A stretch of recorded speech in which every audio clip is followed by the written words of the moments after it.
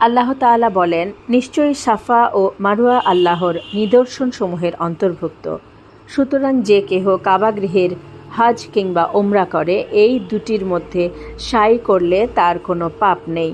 আর কেহ স্বতঃস্ফূর্তভাবে সৎ কাজ করলে আল্লাহ তো পুরস্কারদাতা, সর্বজ্ঞ।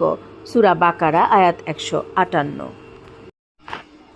ইবনে উমর রাদিয়াল্লাহু আনহু বলেছেন, রাসূলুল্লাহ সাল্লাল্লাহু আলাইহি ওয়াসাল্লাম মক্কায় এলেন এবং 7 বার কাবাঘর তাওয়াফ করলেন এবং মাকামে ইব্রাহিমের পেছনে 2 রাকাত সালাত আদায় করলেন এবং সাফা ও মারওয়ায় সাই করলেন। আর বললেন, তোমাদের জন্য রাসূলুল্লাহ সাল্লাল্লাহু আলাইহি ওয়াসাল্লামের মধ্যে উত্তম আদর্শ রয়েছে। নাসাই 2963। দিন ও রাতের যে কোনো সময় সালাত আদায় করতে এবং এই ঘরের তাওয়াফ করতে কেহকেই নিষেধ করা যাবে না। নাসাই 2927। জুবাইর ইবনে মুতইম রাদিয়াল্লাহু আনহু। যে ব্যক্তি 7 বার তাওয়াফ করবে সে একটি গোলাম আজাদ করার সওয়াব পাবে। নাসাই 2922।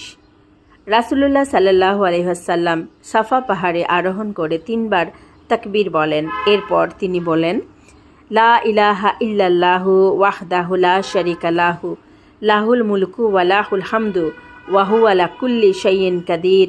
তিনি এরূপ 3 বার বলার পর দোয়া করেন।